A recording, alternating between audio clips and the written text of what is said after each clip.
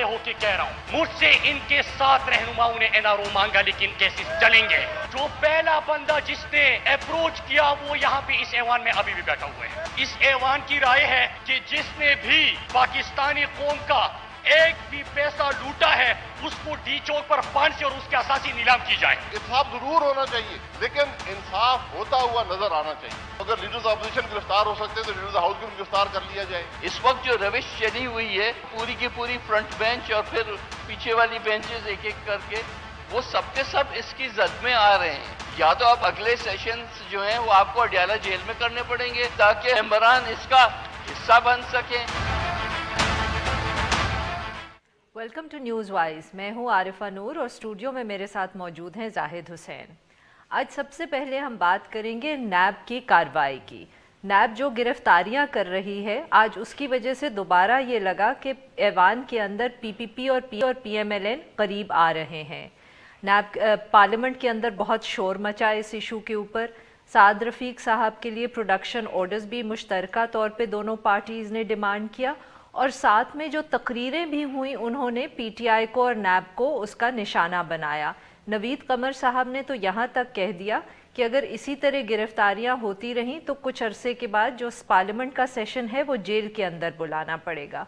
और ये जो प्रेशर है नैब का, ये सिर्फ पीएमएलएन के ऊपर नहीं पड़ रहा, जरदारी साहब की भी क्वेश्चनिंग चल रही है, और अब तो बिलावल भुट्टो जरदारी साहब को भी क्वेश्चनियर भिजवा दिया गया है। इन सब इश्यूज़ पे बात करने के लिए आज हमारे साथ मौजूद हैं एमएनए और senior leader Pakistan peoples party की नफीसा शाह साहिबा। Welcome to the show Nafisa साहिबा। शुक्रिया Arfa, it's always a pleasure. जी नफीसा साहिबा, तो सबसे पहले तो हमें ये बताएं कि हर दफ़े जब कोई इस तरह का इक़दाम होता है, कोई गिरफ्तारी होती है या किसी के ऊपर फिर रेफरेंस खुलता है, तो पार्लियामेंट के अंदर एक शोर मचता है, और उस शोर के बाद हमें लगता है कि पीपीपी और पीएमएलएन जो हैं वो करीब आ रहे हैं, कोऑपरेशन बढ़ रही है, मगर उसका कोई प्रेशर इतना हुकूमत के ऊपर नहीं पड़ रहा, सिवाय ये कि पार्लियामेंट के अंदर शोर शराबा है। इसके अलावा तो लगता है कि जो अपोजिशन है उसके पास कोई और स्ट्रैटेजी है नहीं। सो क्या आपका ख्याल है कि ये काफ़ी प्रेशर है इस वक्त जो आप दोनों मिलके हुकूमत पे डाल रहे हैं? देखिए, आज जो बहस चली उसमें जो आपने 2-3 साउंड बाइट्स दिए, एक और साउंड बाइट आपने मिस कर दिया राजा परवेज़ अशरफ साहब का। उनकी भी बहुत अहम स्पीच थी आज जो उन्होंने बात की। और अगर तीनों जमातों के आप टेम्पोज देख लें तो जो पीटीआई थी वो अभी अपने हाई हॉर्स पे थे, वो जंगजू अंदाज था, जैसे वो डी चौक और एनआरओ और वही उनकी धरना वाला लैंग्वेज, वही उनकी स्ट्रॉन्ग जो है एक हाई मॉरल ग्राउंड वाली पोजीशन उन्होंने ली हुई थी। और जहाँ आपने पीपल्स पार्टी की स्पीचेस अगर सुनी हो राजा परवेज़ अशरफ साहब की भी, तो वो एक स्टेट्समैन लाइक स्पीच थी, और उन्होंने कॉशन किया पीटीआई को कि माजी में 90 की दहाई में भी इस किस्म की सियासत जो चली थी तो उसने सिस्टम को डीरेल कर दिया था। और इस वक्त भी जो मेन बहस थी वो ये थी कि आपको according to law production order जो है वो स्पीकर को भेज देना चाहिए था कि जैसे साद रफ़ीक जो है वो आए इजलास जो है अटेंड कर सकें, because after all he represents 4 lakh people, और ये उनका उन लोगों का इस्तेकाक मजरू होता है अगर वो प्रोडक्शन उनके, और ये एक रवायत रही है और कानून में भी है, ये हमारे अपने रूल्स में है। लेकिन उसको एड्रेस किए बग़ैर फिर से वही किस्म की सिंपलिस्टिक जो है स्पीचेस आ गई पीटीआई की तरफ से, वही एक चोर और डाकू और एनआरओ और ये सारी आ गई। और नफीसा, ये बात तो है जैसे आपने बात की कि इस हकीकत है कि जो भी पार्लियामेंट के मेंबरान पकड़े जाते हैं उनको लाना चाहिए, और मुनासिब मेरा ख्याल रवैया था आप लोगों का भी। लेकिन आप एक और चीज़ भी आ रही है सामने, जो कि पिछले चंद हफ्तों से ख़ास तौर पे ये था कि जरदारी साहब के ऊपर जो है वो भी घेरा तंग हो रहा है, फरियाल तालपुर के ऊपर भी जो है कई दफ़ा नायब ने बुलाया। तो आप लोग समझते हैं कि क्या ये भी मुमकिन है कि उनके खिलाफ भी कार्रवाई हो, और पीपल्स पार्टी ऑलरेडी सेंस कर रही है कि जो है अब जो है उनकी तरफ भी जो है इनकी तवज्जो होगी नायब की? देखिए आज जो अगर अगेन राजा परवेज़ अशरफ साहब ने जो स्पीच थी वो यही था कि कानून सबके लिए बराबर होना चाहिए।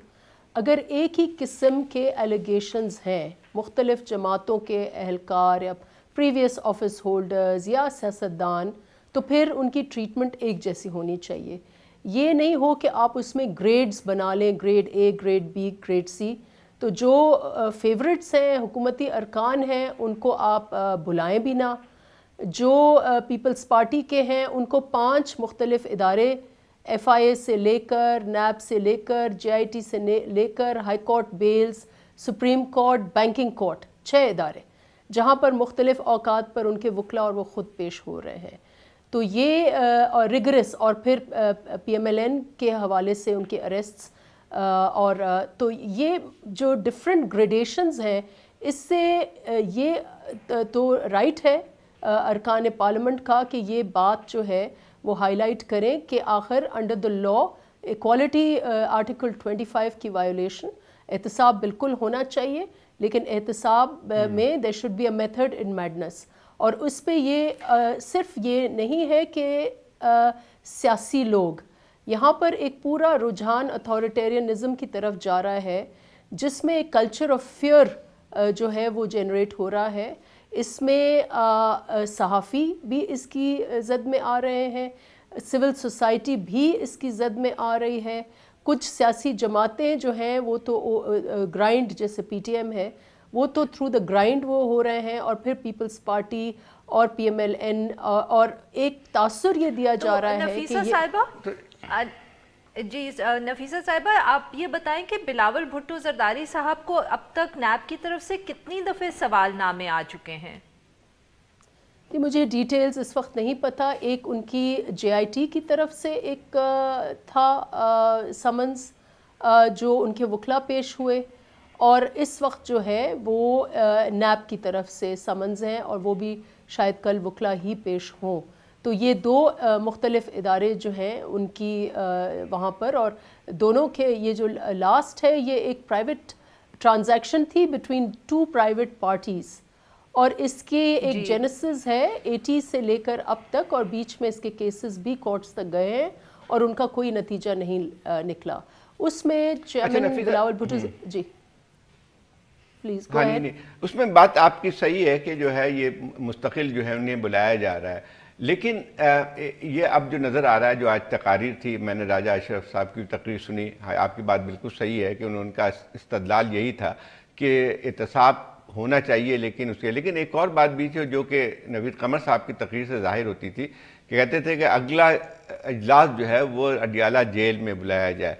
तो उसका मतलब तो ये होता है कि एक ख़ासी तशवीश पाई जाती है कि ये सिलसिला जो रुकेगा नहीं और लोग भी शायद इसका जेल में जाना पड़े। लेकिन एक और बात भी, तो आप लोगों के दरमियान कोई बातचीत हो रही है दोनों पार्टियों के दरमियान के किस तरह से इन चीज़ों का मतलब what ever the situation is कि उसके लिए एक मुश्तरका लाएमल बनाया जाए? देखिए वो तो ड्यू कोर्स में डायलॉग, इस वक्त तो पार्लियामेंट में तो हम लोग साथ हैं, इसको पॉलिटिकली कैसे आर्टिकुलेट करना है अभी तो अपनी अपनी जमातों के अपने अपने स्ट्रेटजीज बन रहे हैं। आगे मिलकर कोई अगर बाहर कुछ करना है वो तो पार्टी की लीडरशिप, उसकी टाइमिंग और उसके डायनामिक जो है वो डिटर्मिन करेंगी।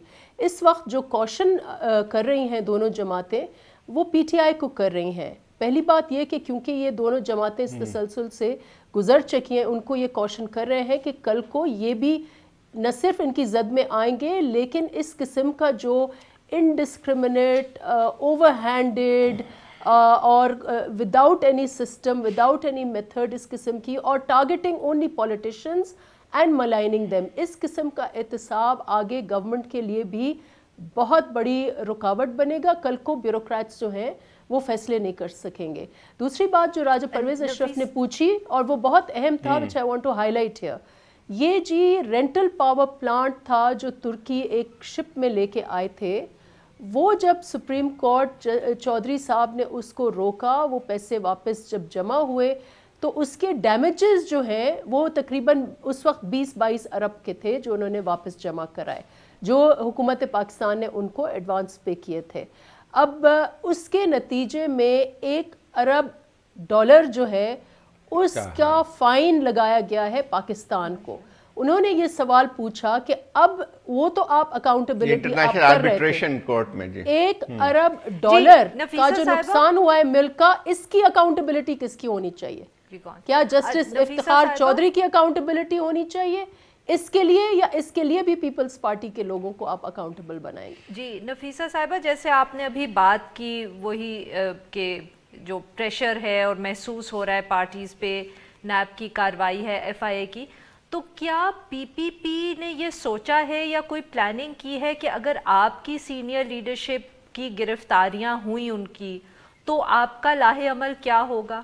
یہ کیا کوئی پارٹی کے انٹرنل ڈائیلاگ ہوا ہے اس ایشو پہ؟ اور یہ میں سوال اس لیے پوچھوں کیونکہ پی ایم ایل این کا جو ریاکشن ہمیں دیکھنے میں آ رہا ہے اس سے یہ لگ رہا ہے کہ جیسے اریسٹ کے بعد وہ پی ایم ایل این کی جو پارٹی ہے وہ ذرا ڈس رے میں ہے, تتر بتر ہو گئی ہے, کیونکہ آبویسلی سینئر لیڈرشپ بہت پریشر کے نیچے ہے. آپ لوگ بھی ایک سچویشن فیس کر رہے ہیں, تو کیا آپ نے سوچا ہے کہ آپ اس کو کیسے ڈیل کریں گے, سامنے کون آئے گا؟ دیکھیں, پیپلز پارٹی 3rd جنریشن میں ہے, سب سے وسیع اس کا تجربہ ہے, اور اس قسم کے کیسز انہوں نے پہلے بھی بھگتے ہیں, تو یہ کوئی پریشر والی تو بات ہی نہیں ہے. یہ روٹین میں زرداری صاحب کہہ رہے ہیں اگر میں کل اریسٹ ہو گیا تو یہ کوئی نئی خبر نہیں ہوگی. پیش ہو رہے ہیں, شہید بی بی بھی ایسے پیش ہوا کرتی تھی, چیئرمین بھی اپنی سٹرائیڈ میں لے رہے ہیں. اس وقت بات صرف یہ چل رہی ہے کہ سسٹم کو ہم اتھارٹیرینزم کی طرف لے جا رہے ہیں, اور کل کو ملک کی معیشت ہو, ملک میں جمہوری ڈھانچہ ہو, اس وقت تو کوشن ہم تھوڑا اس کو وزڈم کی طرف لے کے جا رہے ہیں. یقیناً آگے آپ کیسے روکیں گے اتھارٹیرینزم کی طرف جانے سے سسٹم کو؟ آپ کہتی ہیں ہم کوشن کر رہے ہیں پی ٹی آئی کو بھی, تو کس سے کوشن کر رہے ہیں؟ آپ کو لگتا ہے کہ جو ہے اس وقت جو بھی یہ کاروائیاں ہو رہی ہیں, جو بھی چیزیں چل رہی ہیں اس وقت, جس کا ذکر ابھی آپ نے کیا کہ گھیرا تنگ ہو رہا ہے سول سوسائٹی اور اس کی, تو آپ کا مطلب یہ ہے کہ کچھ اور ایسی قوتیں ہیں جو کہ اس طرف لے کے جا رہی ہیں؟ یا اگر پی ٹی آئی ہی کر رہی ہے تو کیا صرف پارلیمنٹ میں یہ بات کرنے سے وہ رک جائے گی؟ نہیں, ہمارا یہ ایکسپیرینس ہے کہ جب تک پولیٹیکل پارٹیز کولیوسو نہ ہو یہ نہیں ہو سکتا. اس وقت پی ٹی آئی جو ہے وہ یہ ناچ, بینڈ باجے, ناچ واچ, کرپشن, یہ وہ آرکیسٹرا ان کا بج رہا ہے, ڈھنڈورا ان کا بج رہا ہے. تو اس وقت, اور ماضی میں آپ نے دیکھا ہوگا کہ جب پیپلز پارٹی حکومت میں تھی تو یہی بات پی ایم ایل این کالے کوٹ پہن کر اور ڈیلی وہ کورٹ کی حاضریاں لگاتے تھے. Last time P M L N کے خلاف پی ٹی آئی بھی کورٹس کی رجوع کرتی تھی. تو آسٹینسبلی کیونکہ جو پولیٹیکل ریٹورک ہے بظاہر پی ٹی آئی ہے, اور پی ٹی آئی میں ایک تضاد ہے. ایک طرف کہتے ہیں کہ ہم این آر او جو ہے ہماری حیثیت نہیں ہے, یہ انڈیپینڈنٹ ادارے ہیں, اور دوسری طرف آج جو یہ مراد سعید نے جو تقریر کی وہ تو این آر او کی بات ہو رہی ہیں.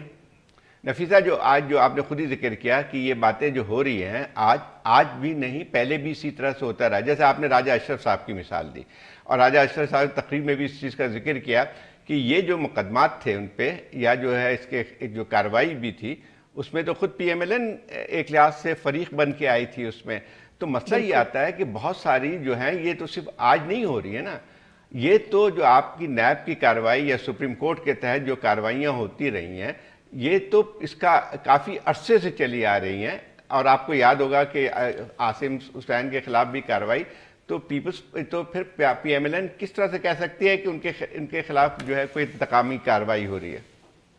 جی بالکل آپ نہیں, لیکن اس وقت پولیٹیکل پارٹیز اس کھیل میں شامل رہی ہیں.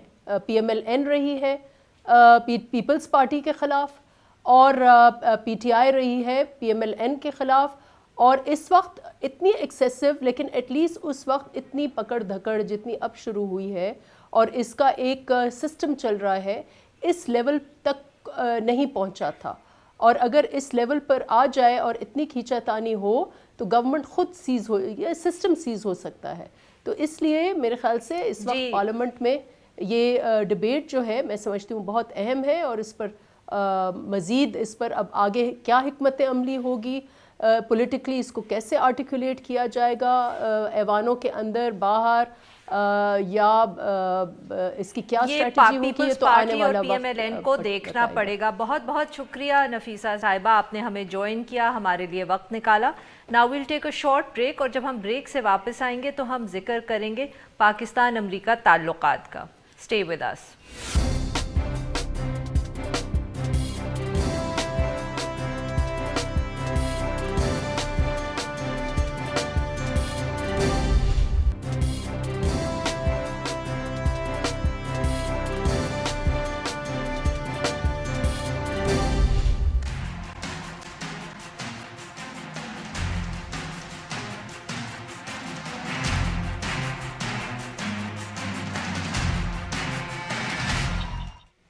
Welcome back. اب ہم بات کریں گے پاکستان امریکہ ریلیشن شپ کی.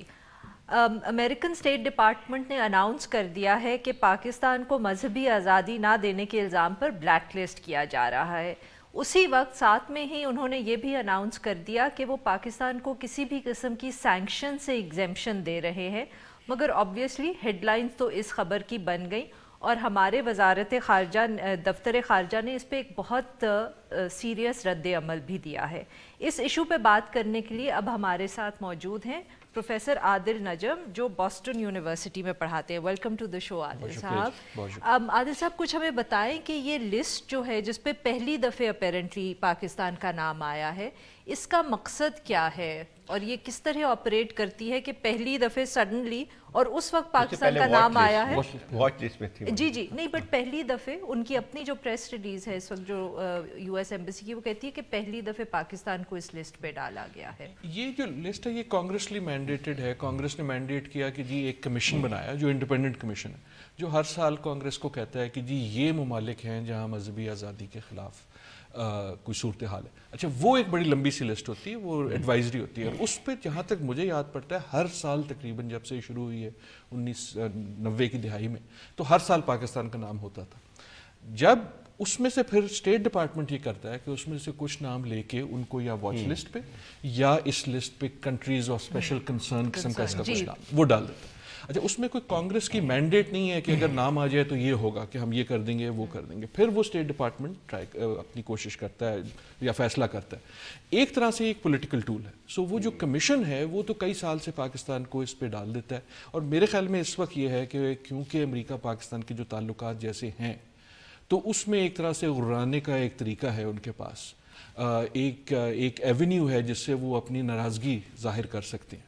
اور میرا اپنا خیال یہ ہے کہ اس وقت پاکستان اور امریکہ کے جو تعلقات ہیں ان کی صورتحال یہ ہے کہ پاکستان کے پاس امریکہ کو دینے کے لیے کچھ نہیں بچا اور امریکہ کے پاس پاکستان سے لینے کے لیے کچھ نہیں بچا, لیوریج نہیں ہے. تو وہ ایک طرح سے نئی لیوریج بنا. لیکن اس میں وہی بات آتی جیسے آپ کہہ رہے ہیں کہ کانگریس کی جو کمیٹی ہے وہ تو اپنے فیکٹس کی بنیاد پہ جو بھی ان کی ریکمنڈیشنس ہوتی ہیں یا جو بھی اسٹڈی ہوتی ہے, تو یہی ہوا کہ پھر اس کے بعد کانگریس جب اس کے پاس اسٹیٹ ڈپارٹمنٹ کے پاس آتی ہے تو پھر ان کے پاس ایک ویپن کے طور پہ استعمال کرتے ہیں. جیسے اس کا ابھی آج پاکستان کی مثال ہے. ٹھیک ہے, پاکستان میں بہت اچھے حالات تو ویسے نہیں رہے ہیں, یہ تو پہلے بھی فیکٹ بھی ہے, ہمیں خود بھی پتہ ہے, جو ہم لوگ یہاں بھی کرٹیسائز کرتے ہیں. لیکن اس کو پھر یہ جو اور جو سگنیفیکنٹ بات ہوئی کہ اس وقت یعنی اسٹیٹ ڈپارٹمنٹ نے یہ فوراً کہہ دیا کہ اس پہ ہم کوئی کارروائی نہیں کرنے جا رہے. یہ ایک سیاسی مسئلہ ہے. میرا بھی یہ خیال ہے کہ یہ کوئی اچھی اتنی خبر نہیں ہے. ان اے وے انہوں نے بیسٹ آف بوتھ ورلڈز رکھ لیا. یہ بھی کہہ دیا کہ یہ ہمارے پاس تھریٹ ہے اور یہ بھی کہہ دیا اچھا ہم تھوڑا سا بچا لیتے ہیں اور دیکھ لیں گے اگر ہم نے اس کو اور ٹائٹ کرنا ہو. مجھے کئی بار لگتا ہے کہ پاکستان امریکہ کا ریلیشن شپ جو ہے پنجابی مووی کی طرح ہے. اس میں جھگڑا 4 منٹ کا ہوتا ہے لیکن بڑکیں 40 منٹ کی ہوتی ہیں. میرے خیال وہی ہے. تو یہ بڑکوں والی سٹیج ہے. تو یہ بڑکوں والی سٹیج ہے, آپ کا کیا خیال ہے کہ آئی مین دین کہ یہ اس سے آگے بھی جائے گی یا یہ بات یہیں رہے گی؟ Because as I said again coming back to that کہ ایک دن لگتا ہے کہ وہ بڑک مار رہے ہیں, دوسرے دن لگتا ہے کہ وہ کوئی تعلقات ٹھیک کرنے کے موڈ میں ہے. سو وہ موڈ سوئنگز بھی ساتھ ساتھ چل رہے ہیں پنجابی فلم کو چھوڑ کے. There are lot of mood swings کہ وہ ایک ٹویٹ آتی ہے, اس کے بعد ایک جنرل کا اچھا بیان آتا ہے, پھر وہ وزٹ کے لیے بھی پہنچ جاتے ہیں. ٹرمپ صاحب کا کہ پنجابی فلم میں گانا بھی ہونا ہوتا ہے جو ڈانس سیکوینس میں ہوتا ہے, بٹ وہ بڑکے مارنے والے ناچتے نہیں ہیں وہ. لیکن ایک سیریس ہے. دیکھیں اگر یہ کسی اور وقت پہ ہوتا تو مجھے شاید کم تشویش ہوتی کیونکہ یہ اس میں اتنے دانت زیادہ نہیں ہے اس میں کچھ. لیکن اصلی جو دانت ہیں بڑک کے پیچھے وہ ہے FATF جی. اور FATF میں فرق نہیں پڑتا کہ وہ ہم پہ سینکشن لگائیں یا نہ لگائیں, وہ تو صرف یہ فرق پڑتا ہے کہ وہاں جب کانورسیشن ہوگی تو کہیں گے جی ایک اور چیک باکس یہ ہو گیا کہ پاکستان جو ہے اس کو امریکہ نے کہہ دیا کہ تمہاری ریلیجس گراؤنڈز پہ, رائٹ. تو وہ کیونکہ اس سے کنیکٹ ہوتا ہے تو میرے خیال میں وہ ایک پریشر لیوریج ہے. جیسے کہ ہم پہلے بھی میں گزارش کر رہا تھا کہ امریکہ از لوکنگ فار لیوریج. یہ ٹرمپ صاحب کو میرے خیال میں شاید خیال نہیں تھا پہلے کہ یہ جب آپ ایڈ دیتے ہیں یا دوسری لیوریج رکھتے ہیں تو اس کا ایک فائدہ یہ ہوتا ہے کہ you have some control, you have some influence. لیکن اس کی نوعیت تھوڑی سی مختلف ہو جاتی ہے. جب ایڈ پہ جو ہوتی ہے تو اس کا مطلب یہ ہوتا ہے کہ ایڈ کو روک دیں گے, یا ایک ہمارے سامنے بھی ایک انسینٹیو ہوتا ہے, یہ ایک تلوار ہوتی ہے جو کہ اس کی. لیکن وہی بات آتی ہے کہ جیسے ابھی جو فیصلہ کیا ہے کہ اس کے خلاف کوئی کارروائی نہیں ہوگی, تو بنیادی طور پر اسی چیز کی آتی ہے جو پچھلے چند 1-2 ہفتے میں جو یہاں پہ ہماری امریکہ کے ساتھ جو تعلقات میں تھوڑا سا نرمی جو آئی ہے ویزاوی افغانستان. تو میرے خیال ایک فیکٹر یہ بھی ہوگا کہ یہ بھی ایک تلوار ہوگی کہ آپ ساتھ دیں ورنہ. وہ گڈ کاپ بیڈ کاپ دونوں ایک ہی ٹیم کھیلی ہے. دیکھیں نا, ایک طرح سے انہوں نے جب کہا کہ کارروائی نہیں ہوگی تو انہوں نے ساتھ یہ کہہ دیا کہ نہیں ہوگی لیکن بعض ہو بھی سکتی.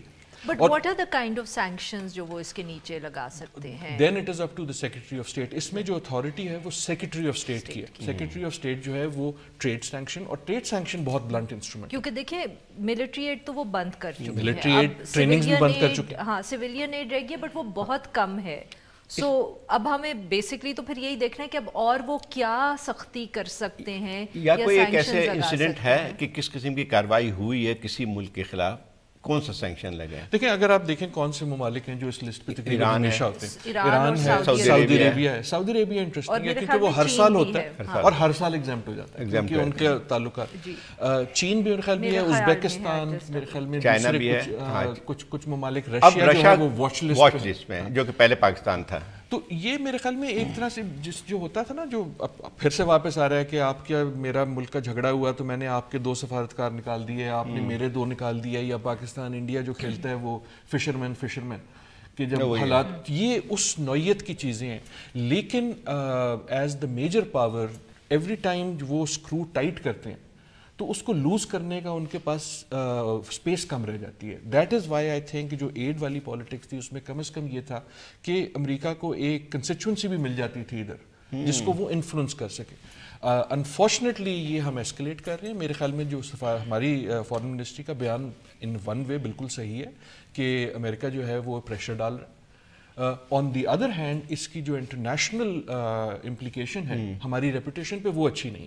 اب پاکستان کیا کرے گا, ہم کوئی 4-5 INGO نکال دیں گے ان کے, تو یہ اس قسم کی جو. لیکن اس وقت کارروائی ہوئی ہے جبکہ آسیہ کا کیس سالو ہو چکا ہے. جی اب sorry we just have to take a short break. تو جب ہم واپس آئیں گے تو ہم گفتگو کو جاری رکھیں گے. اسٹے ود اس.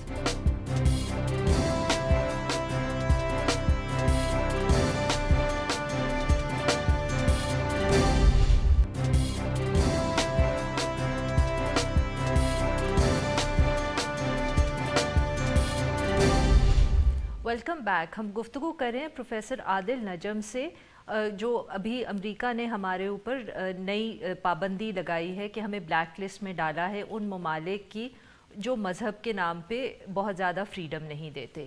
جی عادل صاحب, ہم آپ سے بات کر رہے تھے اور زاہد صاحب نے. ہاں میں وہی کہہ رہا تھا کہ اس وقت جو خاص طور پہ صحیح ہے, پاکستان کی کوئی ریپوٹیشن اچھی نہیں ہے, اور میرے خیال صحیح بھی ہے جو تاثر یہاں سے جاتا ہے کہ جس طرح سے جو ہے مائنورٹی کے ساتھ ہوا ہے, یا بلاسفیمی لاز کے جو استعمال جس طرح سے ہوتا رہا ہے. لیکن آج جو صورتحال تھوڑی سی لگی تھی کہ پچھلے دنوں آسیہ کا جو کیس تھا اس کو سپریم کورٹ نے اس کے حق میں فیصلہ دیا. ایک بڑی چیز ہوئی ہے, مطلب پاکستان کی کانٹیکس میں, ویسے تو نہیں ہے, ہیومن رائٹس کی اگر دیکھیں تو بیچاری 9 سال تک جیل میں رہی تھی. تو ایک تو یہ بات بھی آتی ہے کہ اس وقت, اور صرف if I can just add to that, وہ صرف نکلی نہیں, اس کے بعد جو پروٹیسٹ ہوئے اور شور شرابہ ہوا اس کو حکومت نے ایک دفعہ ہینڈل کیا, اور اس کے بعد ان پہ کریک ڈاؤن بھی ان مذہبی جماعتوں پہ, رائٹ ونگ کی جماعتوں پہ کیا. سو وہ ہمارے لیے ایک بہت پازیٹیو چیز تھی, مگر وہ تو لگتا ہے کہ بالکل پہلی تو اس کا کوئی تعلق نہیں ہے کہ آن دا گراؤنڈ ہماری مذہبی جو مسائل ہیں وہ کس نوعیت کے. اس کا تعلق میرے خیال میں صرف را پالیٹکس ہے. لیکن اور دوسری بات یہ کہ نہ صرف یہ کیسز, لیکن پاکستان میں برعکس ان بہت سارے ممالک کے ایک جینون کنسٹیچوئنسی موجود ہے جو لگاتار بات کرتی ہے, اس کو ریز کرتی ہے, چاہے وہ کنسٹیٹیوشن اس کے پاس پاور ہو یا نہ ہو, لیکن ہماری صورتحال ویسی نہیں ہے جیسی سعودی عربیہ کی ہے کہ جہاں کوئی آواز نہیں اٹھاتا یا خاموشی ہوتی ہے. تو لیکن آئی ڈونٹ تھنک کہ اس کا تعلق ایسا ہے کہ امریکہ کو سڈنلی بہت فکر ہو گئی ہے ہماری مائنورٹیز کی, لیکن اس کا یہ بھی مقصد نہیں ہونا چاہیے کہ ہم کہیں کہ جی سب بھلا چنگا ہے, اور صرف سازش ہمارے خلاف ہوتی ہے, دنیا ہمارے خلاف سازش کھڑی ہوئی, یہ نہیں ہے, تھوڑا سا اپنی طرف بھی دیکھ لینا چاہیے. یہ سازش نہیں ہے, یہ سیاست ہے. اور دوسری بات ہے کہ دیکھیں اس میں ایک اور بھی ہمارے لیے جو کیا امپورٹنٹ ہے, ہمارے لیے امپورٹنٹ ہے کہ ہم ہر چیز کو جب اس قسم کی کارروائی ہوتی ہے تو پورا زور جو لگ جاتا ہے کہ پھر کوئی سازش ہے. پاکستان میں تو حالات ٹھیک ٹھاک ہے, جیسے اب فارن منسٹری کا بیان, پاکستان میں حالات ٹھیک ٹھاک نہیں ہے. یہ بھی ہمیں سوچنا پڑے گا کہ اس پہ اس میں وہ نہیں ہونا چاہیے, کچھ یہاں بھی حالات تبدیل کرنے پڑیں گے. اگر آپ اس کو صرف را پالیٹکس کے پوائنٹ آف ویو سے دیکھیں تو دین پروفیسر صاحب بیک ٹو اسکوائر ون, وچ از کہ افغانستان کے اندر کیا ہو رہا ہے اور وہاں پاکستان کیا کر سکتا ہے یا کیا نہیں کر سکتا. سو ادھر then what are the kind of, ہم کیا کہہ سکتے ہیں کہ پاکستان کے سے کیا اس وقت ایکسپیکٹیشنز ہیں واشنگٹن کی, کیا ڈیلیور کریں گے تو یہ اس قسم کی تلواریں یا بڑکیں, جس کو آپ نے کہا کہ بڑکیں جو ہیں وہ بند ہو جائیں گی وائٹ ہاؤس سے. مسئلے پہ مجھ سے زیادہ جانتے ہیں. آئی تھنک اصلی سوال یہ ہے, جہاں I come back to what I said, Pakistan اس وقت کلیئر یہ نہیں ہے کہ پاکستان امریکہ کو دے کیا سکتا ہے, اور امریکہ جو ہے وہ نئی چیزیں ایجاد کر رہا ہے کہ ہم سے لے کیا سکتا ہے. تو ہم کئی بار جو کئی عرصے تک کہتے تھے کہ جی تم ہمیں کہتے ہو کہ افغانستان کا مسئلہ حل کر دو, ہم نہیں کر سکتے, تو ان اے وے وہ بھی بات جو ہے وہ مہنگی پڑ جاتی ہے. بیکاز پہلے جب ہم وعدے بعید کرتے تھے کہ جی ہم اس سے بات کرا دیں گے, ہم اس کو ٹیبل پہ لے آئیں گے, تو کم از کم آپ ایک کیرٹ لگاتے رہتے تھے. اس وقت یہ relationship I do think اپنی تاریخ میں is nearly at its worst, کیونکہ اس وقت اور پہلے میں شاید فرق یہ ہے, پہلے بھی کوئی اچھا نہیں تھا, لیکن ایک راستہ کھلا ہوتا تھا, ایک ونڈو کھلی نہیں. بٹ آئی ووڈ دین سے کہ سلالہ, I would remind you too of Salala. Even after Salala, دونوں ملکوں میں ایک کنسٹیچوئنسی تھی جو چاہتی تھی کہ حالات بہتر ہو جائیں. اس وقت کوئی پاور جیسے ہیلری کلنٹن معافی مانگنے کے تیار تھی, معافی مانگی. تو یہ جو کنسٹیچوئنسی امریکہ کے اندر کوئی نہیں ہے جو چاہتی ہے, دیکھیں نہ امریکہ میں ہے نہ یہاں. اس وقت دونوں جو ہے آپ کے دونوں جو ممالک ہیں وہ ایک طرح سے اگریسو موڈ کہہ لیں یا تھوڑے سے غصے میں ناراض ہیں, اینڈ وہ دوسرے کے لیے ویٹ کریں. سو ایک انٹرنل کنسٹیچوئنسی فارن پالیسی, لیکن اس میں تھوڑا سا اس میں یہ ہے کہ ایک چیز ہے ابھی بھی جس کو کہتے ہیں کہ divorce is not an option. اس کی وجہ یہ ہے کہ افغانستان میں جو صورتحال ہے, باوجود اس کے کہ ہم کیا دے سکتے ہیں وہ یہ کیا لے سکتے ہیں, لیکن جو چیز ابھی بھی جس کو کہتے ہیں جڑی رکھی ہوئی ہے نہ چاہتے ہوئے بھی, وہ ہے کہ افغانستان کا مسئلہ ایک ایسی چیز بن گئی ہے کہ شادی ہو گئی ہے لیکن بچہ ایک موجود ہے جس کی وجہ سے چھوڑ نہیں سکتے. اینڈ آئی ووڈ سے کہ آپ لوگ شاید یہ زیادتی تھوڑی سی اس طرح کریں کہ دیکھیں جو پینٹاگون سے میسیجز آ رہے ہیں نا, اس سے نہ صرف کہ وہ تھوڑے سے کنسیلیٹری ہیں, اگر مطلب کہ اگر صرف آپ موازنہ کریں وائٹ ہاؤس کی اسٹیٹمنٹ سے, اور دوسرا جس قسم کی بھی وہ بات کریں وہ بھی نہیں چاہتے کہ ایک دم ودرال ہو, جو شاید پاکستان کی بھی جو انٹرسٹ ہے وہ یہی ہے کہ ایک دم امیڈیٹلی یو ایس ودرال نہ ہو افغانستان سے, ہو جائے سیاسی. So you know military operation, military کے انٹرسٹ آپریشن. لیکن جب آپ زلمے خلیل زاد صاحب جو ہیں انچارج ہیں اس پالیسی کے, ان کے جو ویوز ہیں پاکستان کے بارے میں وہ نہ صرف واضح ہیں بلکہ وہ واضح کرتے رہتے ہیں.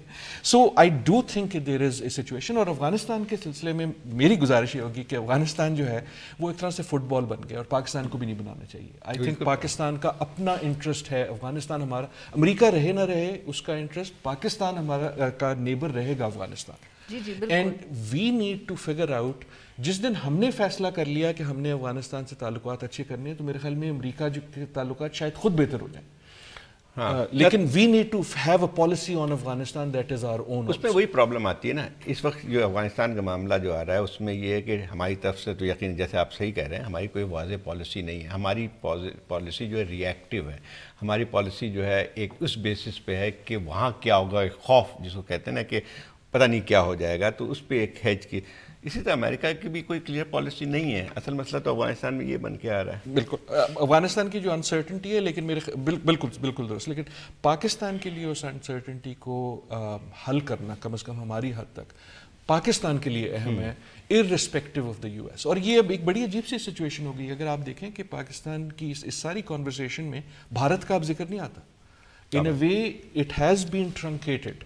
पाकिस्तान वो एफ पैक जो है वो एक रियलिटी बन गया है, that is not a good sign. F pack was always a reality, I think वो तो सिर्फ ऑप्टिक्स के लिए हमें एतराज़ था उस टर्म से, बट बात तो फिर वही आ जाती है कि देखिए अफ़गानिस्तान के अंदर अगर हल होना है, Pakistan can play a role in it, but बात तो वही आती है कि वो गुफ्तगू होनी है तालिबान में और अमेरिका के दरमियान, और उसमें हम क्या कर सकते हैं? उसके अंदर हम प्रॉबली कुछ कर सकते हैं या नहीं कर सकते। जो सारी डिबेट है या जो प्रेशर है वो भी शायद यही होगा कि हम कितना कर सकते हैं। शायद अमेरिका समझता है हम बहुत ज़्यादा कर सकते हैं, पाकिस्तान की आर्ग्यूमेंट ये है वो इतना नहीं कर सकते, मगर जो मेन कॉन्वर्सेशन है वो इन दो पार्टीज में ही होनी है, क्योंकि तालिबान अल्टीमेटली तो वही होना है। हाँ। लेकिन मसला ये आता है कि ठीक है, पाकिस्तान के पास ये नहीं है कि इतना बड़ा इन्फ्लुएंस नहीं है कि उठा के उसको बैठा दें और ये तय कर लें कि इस पे साइन कर लो, वो नहीं है। लेकिन ये भी कहना अब सही नहीं होगा कि पाकिस्तान का बिल्कुल ही कोई इन्फ्लुएंस नहीं है। वो मैंने कहा कि जियोग्राफी भी है, उसके साथ एक और भी है कि सबसे बड़ा खतरा उनको रहे कि अगर हम मदद फैसिलिटेट नहीं कर सकते हैं तो हम स्पॉइल भी कर सकते हैं, ये भी होता है हमारे साथ। आई होप हमारे जैसे मुल्क में हम जो और मसाइल हैं उनके साथ स्पॉइलर का role is not a role जो एक हमारे दूसरे लोगों के लिए तो होता है ना। हाँ, लेकिन for us it's not a good role to play. Absolutely I think हमें ढूंढना पड़ेगा some positive thing that we can deliver. चाहे एक ज़माने में वो चीन के साथ रिलेशनशिप होता था, एक ज़माने में वो इंडिया के साथ बैलेंस होता था, लेकिन just having a single issue and that issue Afghanistan होना, वो एक बड़ी ताकत के खिलाफ पाकिस्तान जैसे मुल्क के लिए that is not a position of strength। पर क्योंकि आपके हाथ में पत्ते कोई नहीं कह रहे हैं, हम सब यही आर्ग्यू करते हैं, बट इसकी जो साइड इफ़ेक्ट है ना वो अनफॉर्चुनेटली ये है कि हम बेसिकली फिर यही कह रहे होते हैं कि पाकिस्तान और अमेरिका की एक बहुत ट्रांजैक्शनल रिलेशनशिप है और वो ट्रांजैक्शनल रिलेशनशिप में अब हमें अफगानिस्तान में डिलीवर कर देना चाहिए ताकि वो हमसे खुश रहें। जो लार्जर इशू है of it being a transactional relationship, हम एक्चुअली उसके बीच में ही आर्ग्यू कर रहे हैं और हम लेकिन असल मसला जो अफगानिस्तान और उसकी हो गई, यकीनी बात है कि जो एक लार्जर इशू ऑफ पाकिस्तान आप डिलीवर क्या करें, वही बात करें। पहले हमारी जो एक मिथ थी कि स्ट्रेटेजिक रिलेशनशिप वो कभी का खत्म हो जाएगा, फिर बीच में ये लगा था कि ट्रांजैक्शनल रिलेशन, लेकिन ट्रांजैक्शन रिलेशनशिप भी नहीं रही है। ट्रांजैक्शन में कुछ ना किसी को देना पड़ता है, वो देने को तैयार नहीं है, हम लेने को तैयार नहीं है। कि अफगानिस्तान पे पाकिस्तान को कुछ डिलीवर करना चाहिए, हम बेसिकली उस ट्रांजैक्शनल रिलेशनशिप के पैरामीटर्स के अंदर ही बात कर रहे हैं, क्योंकि वो डिलीवरी एक दफे हो गई तो फिर हमारे पास मसला अगर हल हो जाएगा तो फिर हमारे पास कुछ रह नहीं जाएगा for the future. Anyway, that's all we have time for right now. अब हम लेंगे एक छोटा सा ब्रेक, और जब हम ब्रेक से वापस आएंगे तो हम बात करेंगे इंडिया के अंदर जो कल 5 स्टेट इलेक्शंस हुए हैं। Stay with us.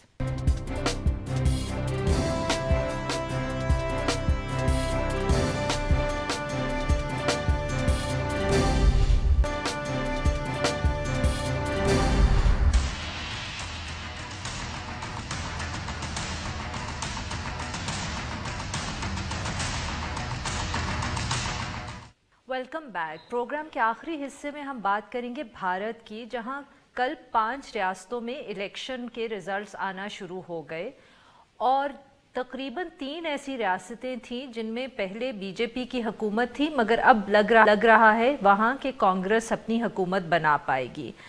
अब राजस्थान में और छत्तीसगढ़ में तो कांग्रेस की मेजॉरिटी आ गई है और लग ये रहा है कि मध्य प्रदेश में भी वो इतनी सीट्स ले जाएंगे कि हुकूमत बना सकें। और बात अब ये हो रही है कि क्या ये जो 5 इलेक्शंस थे, क्या ये ट्रेंड सेटर हैं जो अगले साल जनरल इलेक्शन आ रहा है इंडिया के अंदर, और क्या अब ये लग रहा है कि मोदी साहब और बीजेपी अगली दफ़े इतनी डिसाइसिवली नहीं जीत पाएंगे जनरल इलेक्शन में जितना वो पिछली दफ़े मार्जिन से जीते। इस इशू पे बात करने के लिए हमारे साथ मौजूद है सीनियर भारतीय सहाफ़ी विनोद शर्मा साहब। विनोद साहब, welcome to the show. Thank you जी। विनोद साहब, तो सबसे पहले तो आप हमें ये बताएं कि ये जो रिजल्ट्स आए हैं और जो कांग्रेस ने इतना अच्छा परफॉर्म किया है, क्या ये एक्सपेक्टेशन थी या प्रेडिक्शंस थी कि बीजेपी 3 स्टेट्स में हार जाएगी और कांग्रेस वहां से जीत जाएगी? देखिए, ऐसा है कि एक स्टेट तो ऐसी है जो कि हर 5 बरस के बाद सरकार बदलती है, जिसका नाम राजस्थान है। तो इसने एक बार फिर दोबारा ये किया है कांग्रेस वहाँ जीती है, लेकिन कांग्रेस को बहुत बड़ा मार्जिन वहाँ पर नहीं मिला है, और कांग्रेस को इस बात पे सोचना पड़ेगा कि जो इलेक्शन में बहुत अच्छे से जीत सकती थी वो मुश्किल से क्यों जीती है। और उसमें बताया जाता था कि कुछ कैंडिडेट्स उन्होंने गलत फील कर दिए जिससे कि उनको नुकसान हुआ। जहाँ तक छत्तीसगढ़ और राजस्थान का सवाल है, ये दोनों स्टेट्स में पिछले 15 साल से बीजेपी राज कर रही है, और वहाँ पर एक तो एंटी इनकम्बेंसी बड़ा स्ट्रांग था, एक वोटर्स फटीग जिसको बोलते हैं वो भी था, लेकिन जो छत्तीसगढ़ के नतीजे आए हैं वो किसी भी सेफोलॉजिस्ट ने प्रेडिक्ट नहीं किए थे। वो वहाँ पर हमेशा ये कहा जाता था कि यहाँ पर लड़ाई बहुत नजदीक की लड़ाई होगी, क्योंकि कांग्रेस और बीजेपी का जो वोट परसेंटेज वहाँ पर ट्रेडिशनली छत्तीसगढ़ में रहा है, उसमें जो फर्क रहा है वो 1% से कम रहा है। और इस बार अच्छा खासा वहाँ पर जीत लेकर कांग्रेस ने एक 2/3 मेजोरिटी लेकर वहाँ पर वो जीती है 90 मेंबर हाउस में, और ये एक बड़ी जीत मानी जा सकती है। लेकिन मध्य प्रदेश में जो कांग्रेस जीती है वो एक छोटी जीत है, वो 114 पे अटक गई जाकर, जहाँ जबकि सिंपल मेजोरिटी 116 पर बनती है।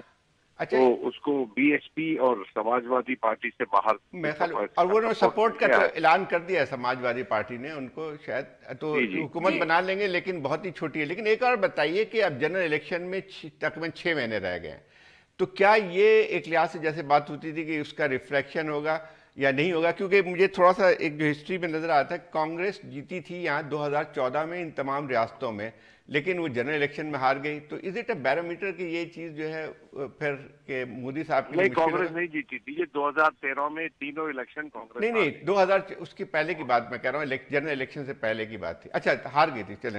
हाँ 2013 में ये तीनों स्टेट कांग्रेस हारी थी। अच्छा। और उसके चलते उसके हौसले टूट गए थे, और 2014 में उसने इज्जत के लिए भी लड़ाई नहीं लड़ी, ये बदकिस्मती है। अच्छा। लेकिन इस बार ये तीनों स्टेट से वो जीत गई है, और इसका असर जो बीजेपी है उसके मोराल पे क्या होता है तो देखने वाली बात है।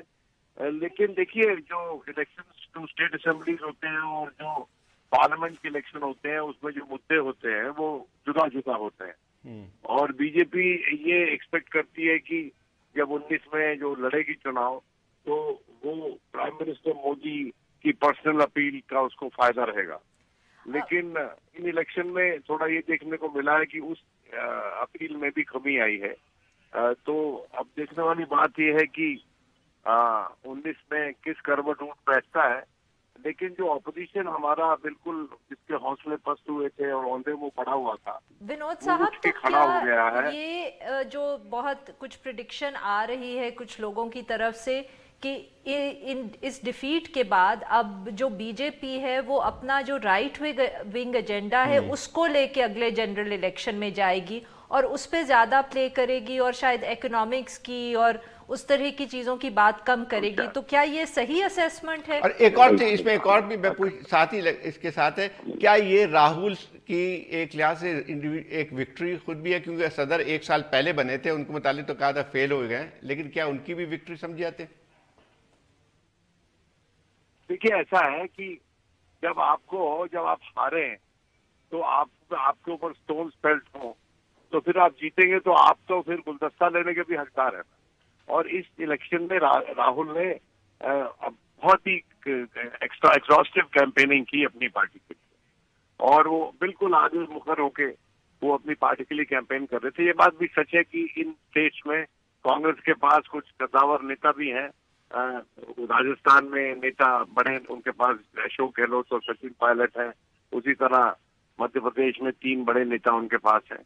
हाँ, ये बात अलग है कि छत्तीसगढ़ में उनका जो लीडरशिप था वो एक माओइस्ट अटैक में सबकी डेथ हो गई थी, बहुत से लोगों की, आज से कुछ बरस पहले। तो वहां पर उन्होंने कोई ऐसा चेहरा नहीं प्रोजेक्ट किया था, लेकिन फिर भी वहां पर कांग्रेस जीती है। तो अब 19 में देखिए, right wing agenda, right wing party है बीजेपी, वो तो जरूर लाएगी, लेकिन मेरी नजर में जो मुद्दे काम करेंगे जमीन पर, वो एम्प्लॉयमेंट का मुद्दा है, एग्रेरियन डिस्ट्रेस का मुद्दा है, वो जीएसटी और डिमोनेटाइजेशन के चलते कुछ बिजनेस, जो छोटे बिजनेसमैन है उनको जो नुकसान हुआ, जो उनके बिजनेस को सदमा पहुंचा, वो एक बड़ा मुद्दा है। तो ये जो मुद्दे हैं ये कुल मिलाकर जी बहुत बहुत शुक्रिया विनोद साहब, आपने हमारे से बनने के लिए वक्त निकाला। आज के लिए इतना ही। Will be back tomorrow at the same time.